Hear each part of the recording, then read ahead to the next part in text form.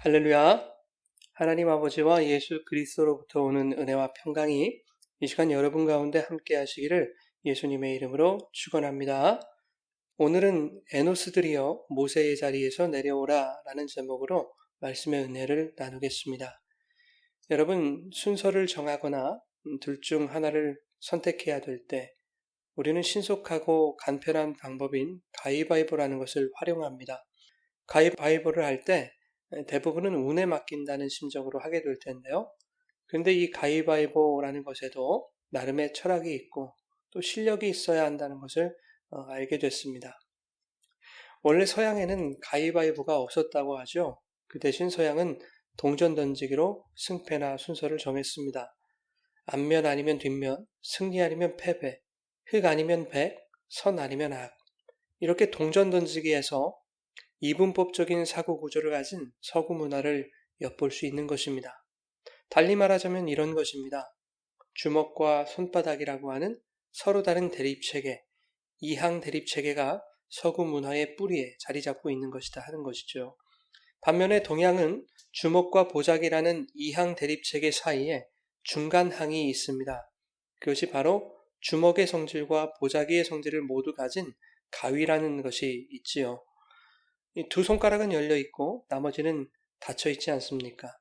이 중간항인 가위가 이항 대립 체계 사이에서 새로운 힘으로 작용하여 절대적인 승자도 절대적인 패자도 없게 만든다라고 하는 것이 바로 이 가위바위보의 철학입니다.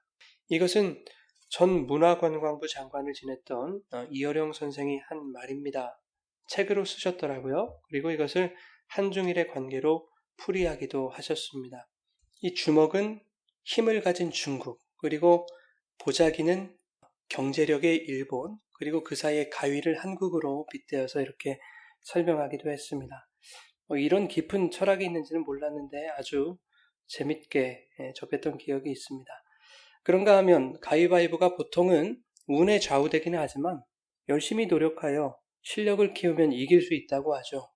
상대방의 심리를 파악하고 상대방의 표정과 손동작을 빠른 눈썰미로 포착해내면 100번 해서 100번을 이긴다고 합니다. 그것을 전문적으로 연구하고 연습하는 사람들도 있더라고요. 그래서 그들의 영상을 보니까 정말 100번 해서 100번을 이깁니다. 여러분, 가위바위보 할 때 우리에게도 철학이 있지 않습니까? 우스갯소리지만 남자는 주먹이라는 거죠. 그런 줄만 알았는데 주먹 낼 확률이 남자보다 여자가 더 높다고 합니다. 남자는 한 40% 정도 되고 여자는 48% 정도 된다고 하죠. 그러니까 남자보다 여자가 더 주먹을 잘 쓴다는 얘기입니다. 제가 이걸 어떻게 알았냐 하니까 통계청 블로그에 들어갔다가 나와 있는 것을 보게 됐습니다. 우연치 않게 세계 가위바위보 협회가 있다는 것을 알고는 호기심에 들어갔다가 통계청 블로그까지 오게 된 것인데 이 통계청 블로그 자료 그리고 세계 가위바위보 협회를 비롯한 수많은 관련 글들을 찾아보니 남녀를 통틀어서 이 주먹을 낼 확률이 제일 높다고 합니다. 그 다음이 가위이고 그 다음이 볼을 낼 확률이 제일 마지막이라고 하는 거죠. 왜 주먹을 낼 확률이 가장 높은지, 보자기가 왜 가장 확률이 낮은지 여러 입장에서 근거를 대가면서 설명을 해놨습니다만은 저는 직업병 때문인지 이 가위바위보 속에도 복음이 흐르고 있다는 것을 발견하게 됐습니다. 남자는 주먹이지 라고 표현하는 그 말 속에 이미 남자라고 하는 존재는 힘으로 대표되고 있습니다. 그리고 그 힘은 상대방을 이길 수 있다는 자신감 혹은 가능성으로 표출되고 있다고 하는 거죠. 실상은 여자들이 주먹을 더 잘 냅니다. 그러나 남자는 그 여자들을 상대적 약자로 규정해버리고 그들을 무시하고 억압하고 있는 그러한 자리에 서 있다는 것이죠. 우리가 아무렇지도 않게 남자는 주먹이지 라고 내뱉고 있는 말이지만 그 속에는 세상의 힘이라고 하는 어두운 그림자가 이미 드리워져 있었던 것이고 오래전부터 우리는 세상의 힘의 논리에 학습되어 왔던 것입니다. 너무 익숙해졌죠. 여러분, 성경은 유일한 힘이 하나님이심을 말합니다. 그래서 하나님이 엘로힘인 것입니다. 강한 자, 능력자. 출애굽기 3장에 떨기나무 불꽃 가운데 하나님이 모세에게 나타나십니다. 하나님이 자신의 이름을 모세에게 야훼라고 가르쳐 주시는데 그 전까지만 해도 고대 이스라엘 민족은 엘로힘 하나님을 섬겼습니다.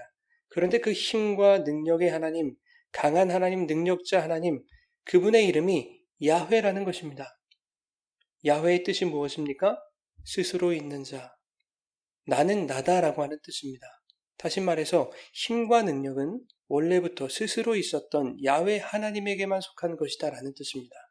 그러니 하나님 입장에서는 내가 유일한 주먹이다 라고 말씀하시는 것이죠. 그런데 인간은 그 주먹, 그 힘을 자기의 것으로 소유하고자 했습니다. 아담은 선악과를 따먹고 하나님 자리에 올라가려고 했고 그 아들 가인은 자기 제사를 받지 않으시는 하나님께 뿔이 나서 동생 아벨을 쳐 죽였습니다. 단순히 아벨의 제사만 받아주셔서 그 아벨을 시기하여 그 아벨을 쳐 죽인 것이 아닙니다. 아벨 살해 사건은 하나님을 죽이고 싶었던 가인이라고 하는 아무것도 아닌 인간이 나도 힘이 있습니다. 내 주먹도 셉니다. 이렇게 힘을 가진 흉내를 낸 것입니다. 하나님을 향한 도발이라고 할 수 있습니다. 가인은 죽일 수만 있었다면 하나님을 죽였을 것입니다. 그러나 하나님을 대적할 수 없다는 것을 알고 상대적 약자인 아벨을 대신 쳐 죽인 것입니다. 남자는 주먹이지 하고 쳐 죽인 것입니다. 결국 아담도 에덴에서 쫓겨가고 가인도 동쪽으로 쫓겨납니다. 내가 힘을 가지려 했던 그 자리에서 하나님은 인간을 늘 쫓아내십니다. 해산시키시고 흩어버리십니다. 그 자리는 너희가 있을 자리가 아니라는 것을 하나님은 성경을 통해 반복적으로 교육하고 계시는 것입니다. 그런데 가인은 쫓겨나서도 무슨 짓을 합니까? 성을 쌓습니다. 우리 창세기 4장 16절, 17절입니다. 가인이 여호와 앞을 떠나서 에덴 동쪽 노 땅에 거주하더니 아내와 동침하매 그가 임신하여 에녹을 낳은지라. 가인이 성을 쌓고 그의 아들의 이름으로 성을 이름하여 에녹이라 하니라. 자, 여기서 노 땅이라고 하는 땅이 나오는데요. 이 노시라고 하는 이 땅의 뜻이 뭐였죠, 여러분? 방랑하다, 유리하다, 떠돌다라는 뜻이었습니다. 그런데 거기서 자신의 힘을 공고히 하기 위한 성을 쌓습니다, 가인이. 그러나 아무리 인간이 힘을 키우고 철옹성을 쌓아도 하나님을 떠난 인생 자체가 유리하는 인생이요 떠도는 인생일 뿐이라는 것을 그가 노 땅에 거주하였다라는 말로 설명하고 있는 것입니다. 가인이 성을 쌓고 아들의 이름을 따서 에녹성으로 명명합니다. 에녹은 봉헌되다라는 뜻입니다. 가인은 하나님을 떠나서 자기 세상을 만들고 자기 힘과 권세를 챙기려는 그 인생에 자기 생명과도 같은 아들까지도 봉헌해버린 것입니다. 말이 좋아서 봉헌이지 자식을 죄 가운데 팔아먹은 것이지요. 달리 표현한다면 이런 것입니다. 가인은 분신과도 같은 그 아들에게 하나님을 대적하고 그분에게 주먹을 휘두르며 죄악을 짓는 그 세상을 만들어서 헌정해버린 것입니다. 반면에 여러분이 잘 아시는 믿음의 계보에 속한 에녹도 있습니다. 365년을 살다가 죽음을 경험하지 않고 하나님의 부르심을 받은 그 에녹이지요. 그는 하나님과 동행하는 것에 자신의 일생을 모두 봉헌해버린 것입니다. 여러분, 우리의 인생이 오직 주님께 봉헌된 인생 되시기를 간절히 축원합니다. 여러분, 가인이 쌓은 그 성 안에서 인류 문명이 발원하지요. 야발과 유발과 두발가인. 여러분 다 기억하실 줄 믿습니다. 세상이 힘으로 추앙하고 힘으로 섬기는 요소들이 거기서 다 생겨납니다. 그러나 그것들이 결국 힘이 아니었음을 하나님이 가르쳐 주시지 않습니까? 어떻게 가르쳐 주시나요? 하나님의 힘, 하나님의 주먹이 홍수로 나타나서 다 쓸어버리시는 것입니다. 하나님께 주먹을 내밀던 죄악된 세상이 하나님의 카운터 펀치를 맞는 것이죠. 그런데도 인간들은 포기하지 않습니다. 힘에 대한 인간의 집착은 그만큼 대단한 것이죠. 이번에는 인간들이 바벨탑과 성읍을 건설하지 않습니까? 그러자 힘을 추구하고 높음을 추구하는 그 인간들을 하나님이 온 지면에, 온 땅에 흩어버리십니다. 그런가 하면 출애굽한 그 이스라엘 한번 보십시오. 홍해를 건넌 지 얼마나 지났다고 금송아지를 만듭니까? 하나님이 아닌 다른 것으로 자신들의 힘을 삼으려고 했던 것입니다. 심지어 그들은 그 금송아지를 바라보며 하나님이라고 불렀습니다. 그 결과 그날에 하나님이 3,000명을 죽이십니다. 광야길에서도 마찬가지죠. 여러분, 가나안 땅까지 도착하는데 40년이나 걸릴 길이 아니었습니다. 그러나 하나님은 순간순간 불평하고 원망하며 순종의 포지션을 잃어가는 그 이스라엘 백성들을 뺑뺑이 돌리시는 거죠. 자기 자리, 자기 위치가 어딘지 모르고 원망하는 그 이스라엘의 모습은 마치 하나님께 주먹을 들이밀고 있는 것과 같은 모습입니다. 하나님 앞에서 자기도 힘을 행사할 수 있는 양, 하나님께 주먹질을 하는 것과 같습니다. 남자는 주먹이지라고 말하면서 하나님, 인간도 주먹을 낼 수 있다고요 라며 불평하고 원망하고 하는 것입니다. 그래서 하나님은 그런 이스라엘을 40년 동안 뺑뺑이 돌리시면서 제 위치 찾도록 하시는 것이죠. 그래서 신명기 8장에는 40년 동안 광야를 걷게 하시는 것이 그들을 낮추시고 시험하시려는 것이었다라고 말씀하고 있는 것입니다. 결국 이 땅은 나의 힘을 소유하려 해서는 안 되는 곳이며 오히려 힘을 빼고 하나님의 전능하심과 능력에 순복해야 하는 곳임을 성경은 말씀하고 있습니다. 그것을 알게 하시기 위해 하나님은 우리에게 이 세상이라고 하는 훈련장을 허락해 주신 것입니다. 그러나 아담 이래로 지금까지 우리 인간들은 이 땅에서 아담으로 또 가인으로 또한 불순종한 이스라엘 백성으로 살아가고 있습니다. 그렇게 악의 역사를 이어가고 있는 것입니다. 그런데 하나님은 하나님의 인내의 가위로 그 악의 역사를 끊어가십니다. 그래서 은혜의 물꼬를 터주시는 것입니다. 이것이 바로 하나님의 놀라운 사랑입니다. 하나님은 주먹 행세하는 그 가소로운 인생들을 하나님의 힘으로, 하나님의 주먹으로 산산조각 내실 수도 있는 분입니다. 그러나 하나님은 결국 자신의 주먹을 들지 아니하시고 손을 펼치셔서 주먹 행세하는 우리들을 덮어주시는 방법을 선택하셨습니다. 노아 시대에 홍수로 심판하시고 카운터펀치를 날리셨지만 결국 방주의 은혜로 덮어주셨듯이 말입니다. 출애굽 때 물이 바다를 덮음으로 애굽을 몰살시키셨습니다. 그 심판의 물이 바다를 덮는 그 은혜로 이스라엘을 덮어주시지 않았습니까? 그렇게 은혜의 손을 펼쳐 죄인들을 덮어주시는 우리 하나님이십니다. 그리고 산돌이요 뜨인 돌이신 예수 그리스도라는 그 바위, 그 반석, 그 주먹으로 은혜 안에 붙들린 그 보자기 안에 붙들린 자들의 거짓 주먹들을, 거짓 힘들을 산산조각 내시는 것이요. 이 역사 안에서. 포도원 농부에 비유해서 주님이 이렇게 말씀하십니다. 이 돌 위에 떨어지는 자는 깨지겠고 이 돌이 사람 위에 떨어지면 그를 가루로 만들어 흩으리라 하시니. 그뿐입니까? 예수께서 타락한 성전을 보시며 제자들에게 예고하십니다. 율법의 옛 성전은 돌 하나도 돌 위에 남지 않고 다 무너뜨려지리라. 여러분, 하나님의 은혜의 보자기 안에 있는 자들의 옛 성전을 돌 위에 돌 하나도 남기지 않도록 하나님은 다 무너뜨리실 것입니다. 그러면 그 율법의 그 옛 성전은 무엇입니까? 그것은 가인이 쌓아 올린 애녹성입니다. 또한 그 성이 배태해 놓은 힘의 상징들이요 문명의 이기들일 것입니다. 그리고 인류가 끊임없이 쌓아 올린 바벨탑들과 성읍들일 것입니다. 또한 우리가 지금도 소유하기 원하는 힘 있는 나, 내 말의 권세, 내 자존심 챙기기, 이러한 옛 성전을 예수께서 죽으심으로 돌 위에 돌 하나 남김없이 무너지게 하실 것이다 하는 겁니다. 그래서 우리가 예수 그리스도를 나의 구주로 믿고 그분을 신앙하는 사람이라면 우리는 그분 앞에서 모든 힘이 해제되어야 합니다. 그분 앞에서 우리가 주장하는 나의 자격, 자존심, 이 모든 것들이 산산조각 나야 하는 것입니다. 그것은 힘을 잃는 것이 아니라 주님 안에서 비로소 살게 되는 은혜인 줄 믿으시기 바랍니다. 주님은 당신을 구주로 고백하는 성도들에게 자기를 부인하고 자기 십자가를 지고 나를 따르라 말씀하셨습니다. 그런데도 도무지 우리는 예수와 함께 십자가에서 죽으려 하지 않습니다.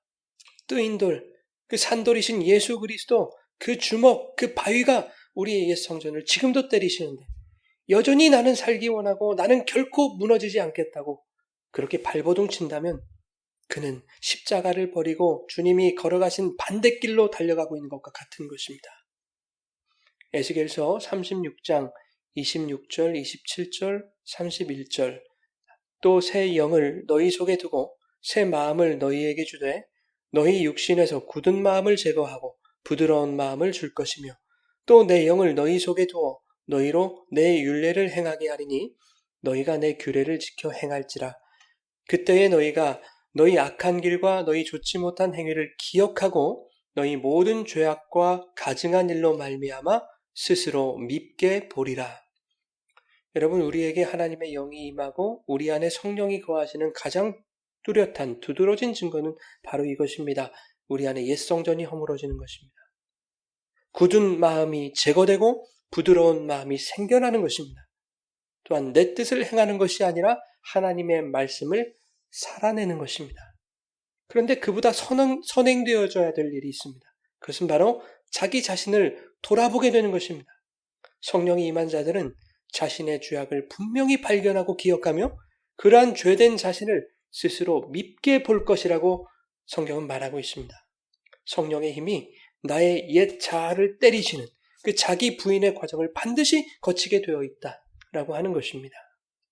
예수님 십자가에서 대못에 뚫리시고 대창에 찔리셔서 죽으셨습니다.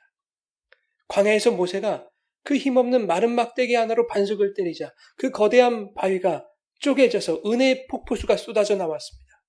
그것처럼 강력한 돌이신 그 바위이신 예수님이 힘없는 연약한 죄인들의 가위질에 난도질을 당하셔서 물과 피를 다 쏟으신 것입니다.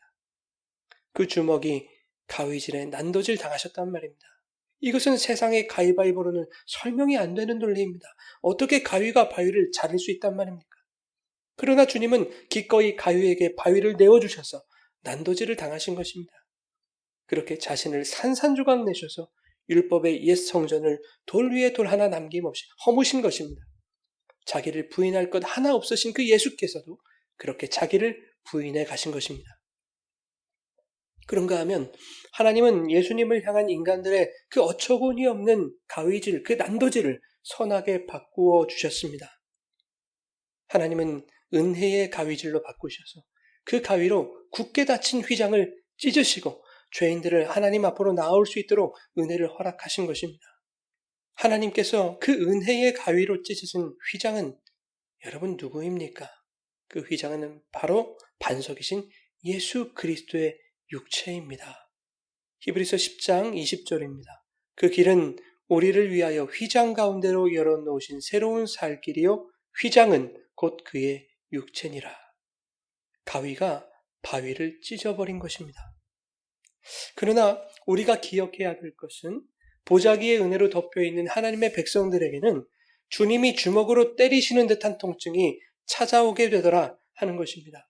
그들의 헛된 생각을 홍수로 쓸어버리시고 그들의 허망한 마음을 흩어버리시고 그들의 자리에서 악을 끊어내시기 위해 그들을 광야로 쫓아내버리시는 그 고난의 훈련을 하나님은 허락하시는 것입니다. 이 역사의 현장 속에서 때때로 하나님은 우리들에게 카운터 펀치를 날리시는 것입니다. 그러나 그것은 우리를 넉다운 시키려는 목적이 아니라 잠시 멈추었다 다시 일어나 제 자리를 찾도록 하시는 하나님의 기다림이요 배려인 것입니다. 결국 우리에게 시련이 아니라 보자기로 완전히 덮으시려는 하나님의 은혜임을 여러분 이 시간 깨닫게 되시기를 간절히 축원합니다. 그것을 깨닫지 못하고 거절하는 사람, 듣고도 행하지 못하는 자들은 여전히 주먹으로 하나님을 때리려는 그 가인과 같은 삶을 포기하지 못하는 자들입니다. 우리 가운데 여러분 그런 분이 한 분도 없기를 간절히 부탁드립니다. 자, 이제 지금까지의 내용을 염두에 두시고 구약의 본문부터 한번 살펴보겠습니다. 창세기 4장 25절 26절입니다.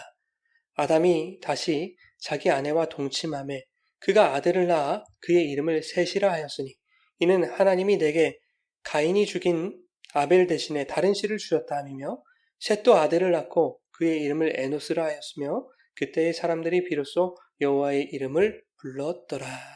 아멘. 여러분 가인이 아벨을 때려 죽였습니다.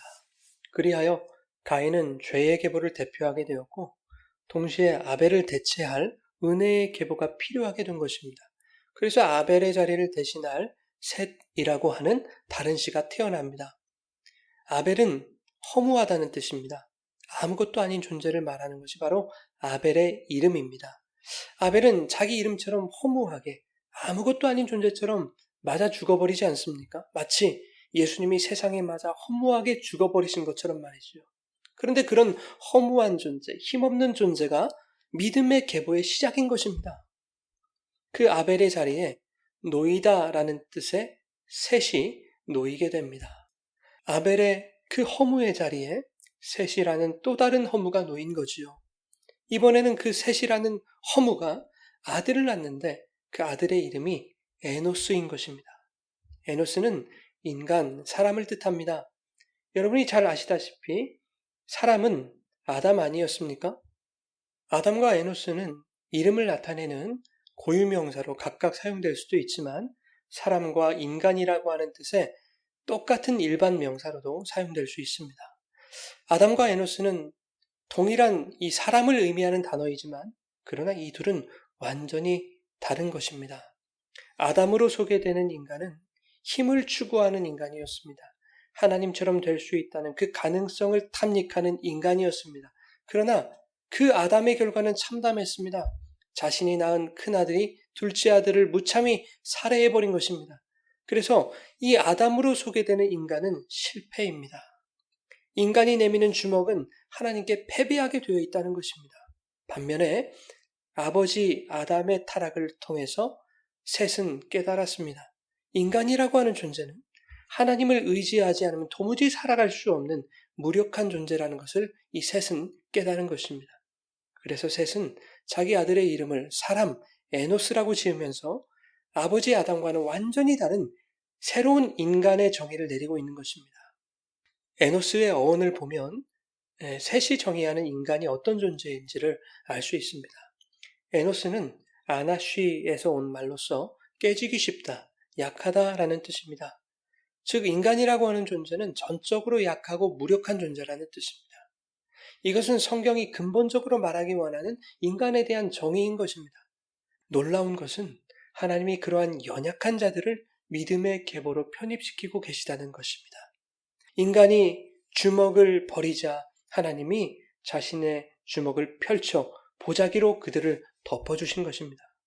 뿐만 아니라 셋이 아들을 낳고 이름을 에노스라 하였을 그때에 사람들이 비로소 여호와의 이름을 불렀다라고 성경은 기록합니다. 여러분, 어떤 사람이 여호와의 이름을 부르겠습니까? 세상적인 힘을 소유하기 원했던 그 아담으로 대표됐던 인간들이 비록 과거에는 타락 가운데 있었으나 그것의 공허함과 허무함을 깨닫고 인정하고 그래서 이제는 전적으로 무력하고 연약한 에노스적 존재로서의 인간 본연의 자세를 취하는 자들, 그들이 바로 하나님을 찾을 수 있는 것입니다.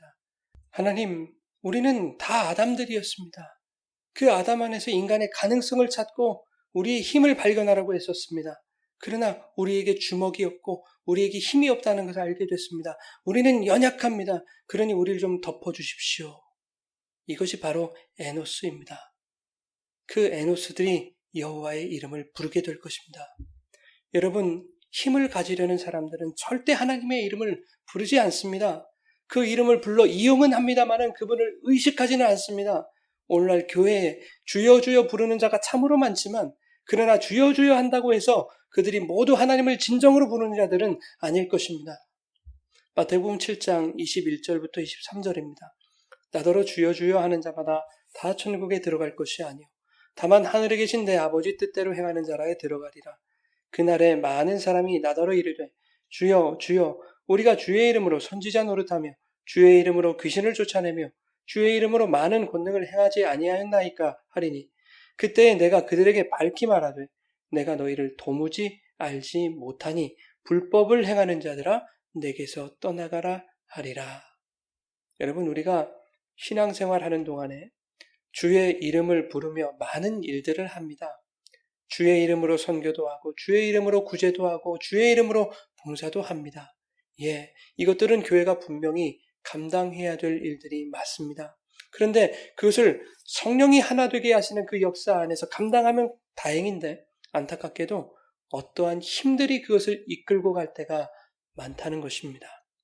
교회니까 해야 되고 연초니까 해야 되고 말이 나왔으니 해야 되고 이래서 해야 되고 절에서 해야 되고 사람의 말에 끌려가고 또 어색한 분위기에 끌려가고 아닙니다, 여러분. 교회는 그렇게 일하는 곳이 되어서는 안 되는 것입니다. 교회는 하나님의 뜻대로 행하는 곳이어야 합니다. 그 뜻을 알기 위해 교회는 성령의 하나 되게 하시는 과정이 반드시 필요한 것입니다. 사람의 말이 주먹이 되고 힘이 되어서 분열이 일어나는 중에 행하는 모든 것은 시작부터 실패일 뿐입니다. 에베소서 4장 3절입니다. 평안에 매는 줄로 성령이 하나 되게 하신 것을 힘써 지키라. 교회는 평안에 매는 줄로 성령이 하나 되게 하신 그것을 힘써 지켜야 될 줄 믿습니다. 평안에 매는 줄로 하나 되지 못한다면 그 어떤 것도 시작하지 말아야 합니다. 거기에는 나의 의도가 숨어 있기 때문입니다. 복음서 본문을 읽겠습니다. 마태복음 23장 1절부터 3절입니다. 이에 예수께서 무리와 제자들에게 말씀하여 이르시되 서기관들과 바리새인들이 모세의 자리에 앉았으니 그러므로 무엇이든지 그들이 말하는 바는 행하고 지키되 그들이 하는 행위는 본받지 말라. 그들은 말만 하고 행하지 아니하며. 예수님이 모세의 자리에 앉아있는 서기관들, 바리새인들을 책망하고 계십니다. 이것은 모세의 자리에 앉아있는 그 자체의 교만함을 책망하시는 것이 아닙니다. 당시 모세의 자리라고 하는 것은 회당 안에서 가르치는 자들이 앉는 의자였습니다. 그러니 그 의자에 앉았다고 해서 무조건 교만하다 단정 지을 수 없는 것이고 그리고 그것을 책망할 수도 없는 것입니다. 그렇다면 주님은 무엇을 책망한 것인가?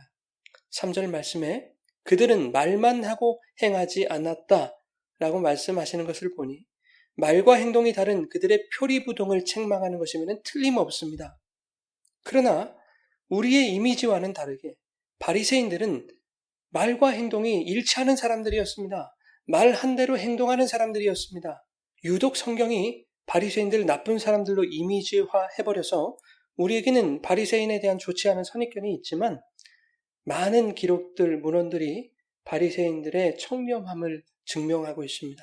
베풀고 구제하고 나누고 헌신하는 그들의 삶을 높이고 있습니다. 그런가 하면 누가복음 18장에서도 말하기를 그들은 일에 2번씩 금식하고 소득의 11조를 드리고 토색, 불의, 간음을 저지르지 않는 착실한 종교인들이었습니다. 그들은 말만 하고 행함이 없는 자들이 아니라 오히려 엄격한 자기관리와 율법의 체계, 형식, 틀 안에서 최선을 다해 나름대로의 의를 행했던 자들입니다. 그런데 예수께서 그런 바리새인들에 대하여 열심히 행하는 자들인데도 불구하고 말만 하고 행하지 않는 자들이다 라고 말씀하셨단 말입니다. 그렇다면 예수님의 이 말씀의 의미는 무엇이겠습니까? 그것은 그들이 열심히 행했다고 하는 그 행함이 결국 하나님이 원하시는 행함이 아니었다는 뜻입니다. 열심히 행함으로 행하지 않는 자들이 되었던 것입니다. 주님은 그것을 책망하고 계십니다. 그리고 주님은 그들이 그토록 열심히 행했던 이유를 다음과 같이 폭로하고 계십니다. 본문 5절부터 7절입니다. 그들의 모든 행위를 사람에게 보이고자 하나니 곧 그 경문 띠를 넓게 하며 옷수를 길게 하고 잔치의 윗자리와 회당의 높은 자리와 시장에서 문안받는 것과 사람에게 랍비라 칭함받는 것을 좋아하느니라. 여러분, 사실 그들은 하나님의 뜻이 무엇인지 관심도 없는 사람들이었습니다. 그저 자신의 이름이 높아지고 사람들에게 칭송받기를 즐겨하는 사람들이었던 것입니다. 명성이라는 힘, 또 다른 주목을 얻기 위해서 일했던 자들인 것입니다. 그 결과로 지금 모세의 자리에 앉아있게 된 것입니다. 그러나 모세의 자리에 앉아있는 그들은 어떤 자들입니까? 예수님 보시기에는 하나님의 보좌를 탐하는 아담일 뿐인 것입니다. 주님은 지금 그것을 책망하고 계십니다. 여러분, 인간이 뭔가를 하고자 할 때 거기에는 분명 의도라는 것이 있습니다. 우리는 그 의도에 나의 힘, 나의 자존심, 나의 명성, 나의 거칠에 이러한 것들이 가미된 것이 아닌지 매우 신중하고 철저하게 살펴보아야 합니다. 그 속에 나의 주목, 나의 힘, 나의 의도가 보인다면 그것 때문에 찔리고 난도질 당하신 예수 그리스도를 바라보아야 합니다. 우리는 모두 내 주목 때문에 멸망하게 될 그 연약하고 무력한 에노스의 자리로 돌아가서 여호와의 이름을 불러야 하는 것입니다. 여러분, 여호와의 이름을 부른다는 것은 매우 중대한 일입니다. 그것은 우리의 구원과 직결되는 문제이기 때문입니다. 로마서 10장 13절, 사도행전 2장 21절 동일한 말씀 제가 읽어드리겠습니다. 누구든지 주의 이름을 부르는 자는 구원을 받으리라 하였느니라. 여러분, 부디 에노스의 자리에서 여호와의 이름을 부르시기 바랍니다. 여호와의 이름을 부르는 여러분들에게 오늘 구원이 임할 것입니다. 그런가 하면 여호와의 이름을 부른다고 하는 것은 예배의 시작, 예배의 회복을 의미합니다. 세번역 성경은 오늘 구약의 본문을 이렇게 말하고 있습니다. 셋도 아들을 낳고 아이의 이름을 에노스라고 하였다. 그때에 비로소 사람들이 주님의 이름을 불러 예배하기 시작하였다. 우리의 삶에 진정한 예배가 시작되지 않는다면 하나님은 그 어떤 우리의 열심과 행위로도 기뻐하지 않으실 것입니다. 그것은 결국 하나님을 위한 것이 아닌 내 힘과 내 명성을 위한 것일 테니 말입니다. 교회가 감당해야 하는 모든 일은 하나님과 소통하고 교제하는 우리 모두의 삶의 예배로부터 시작됨을 여러분 기억하시기 바랍니다. 삶 속에서 예배하지 못하고 삶 속에서 주님을 찾지 않고 주님을 만나지 못하고 삶 속에서 은혜를 경험하지 못하는 자가 무슨 의도를 가지고 하나님을 기쁘시게 할 수 있단 말입니까? 그의 의도 속에 주님을 생각하는 마음이 과연 들어있겠는가 하는 말입니다. 오늘 서신서 본문은 성도들이 가져야 할 삶의 방향성과 삶의 의도를 가르쳐 줍니다. 고린도후서 5장 15절 그가 모든 사람을 대신하여 죽으심은 살아있는 자들로 하여금 다시는 그들 자신을 위하여 살지 않고 오직 그들을 대신하여 죽었다가 다시 살아나신 이를 위하여 살게 하려 함이라. 여러분, 바울 사도는 예수께서 우리를 대신하여 죽으신 것을 우리들이 나 자신을 위하여 살지 아니하고 나를 위해 산산조각 나시고 찢기셨던 그 예수 그리스도를 위하여 살게 하시기 위한 것이라고 말하고 있습니다. 예수 그리스도를 위하여 살기 원하는 것, 그것이 우리 모든 성도들의 삶의 의도가 되어야 하는 것입니다. 사랑하는 여러분, 나를 위해 사는 인생이 아니라 오직 예수를 위해 사는 인생이 되십시다. 예수를 위해 산다는 것은 무엇입니까? 바로 예수님의 마음을 품고 사는 것입니다. 너희 안에 이 마음을 품으라. 곧 그리스도 예수의 마음이니. 그 마음은 어떤 마음입니까? 그는 근본 하나님의 본체시나 하나님과 동등됨을 취할 것으로 여기지 아니하시고 오히려 자기를 비워 종의 형체를 가지사 사람들과 같이 되셨고 사람의 모양으로 나타나사 자기를 낮추시고 죽기까지 복종하셨으니 곧 십자가에 죽으심이라. 바위가 땅에 떨어져 가위들에게 난도질을 당함으로써 오히려 그들의 허물을 덮어주신 예수님의 마음, 그 마음을 오늘 우리에게도 요청하고 계십니다. 여러분, 힘이신 그 예수, 그 반석이 쪼개지고 자기 육체인 휘장이 잘려나가는 그 참혹한 십자가를 참아내신 그 예수 그리스도만을 바라보십시다. 하나님의 사랑과 예수 그리스도의 은혜와 성령의 지혜로 둘러싸인 이 위대한 하늘의 가위바위보의 원리가 우리 가슴에 새겨져 있다면, 그래서 우리가 매사에 주님을 바라보고 여호와의 이름을 부를 수 있다면, 여러분, 이 예수 닮은 교회 그리고 여러분의 삶은 하나님 보시기에 합당하고 아름다운 모습이 될 줄 믿습니다. 전적으로 무력한 우리의 에노스적 존재를 인정하고 모세의 자리에서 내려와 한 마음으로 여호와의 이름을 부르는 그런 예수 닮은 교회가 되십시다. 얼마 전 이웃에 있는 카페 교회에서 커피를 마셨습니다. 커피 맛이 아주 좋았습니다. 아마도 원두를 바꾸신 듯하여 준목님께 여쭈어봤더니 얼마 전에 바꿨다는 것입니다. 저는 카페에서 원두를 바꾸는 것이 간단한 일이라고 생각했습니다. 원가가 비슷하면서 더 좋은 원두가 있다면 쉽게 바꿀 수 있다고 단순하게 생각했습니다. 그러나 준목님의 말씀은 저에게 적지 않은 깨달음을 주었습니다. 아무리 가성비가 좋고 맛과 향이 뛰어난 원두라 하더라도 그 원두로 아메리카노만 내리는 것이 아니라는 것입니다. 라떼와 같은 다른 음료들과 조화를 이룰 수 있는지도 반드시 고려해야 된다는 것입니다. 아무리 원두가 좋아도 조화롭지 못하면 사용할 수 없는 것입니다. 여러분, 우리는 모두 하나님의 존귀한 보석들입니다. 그러나 그 보석들이 아무리 빼어난 빛깔과 아름다운 자태를 가지고 있어도 전체적인 조화를 이루기 위해 우리 모두는 예수님의 마음을 품어야 할 것입니다. 너무 튀고 화려한 것은 예수라는 그 주먹으로 깨트리십시오. 은혜의 가위로 잘라내십시오. 덮으시는 은혜의 손바닥 안으로 들어가서 뒷자리로 숨으시기 바랍니다. 이렇게 성령이 하나 되게 하시는 조화의 역사가 오늘 우리 가운데 살아나기를 간절히 소망합니다.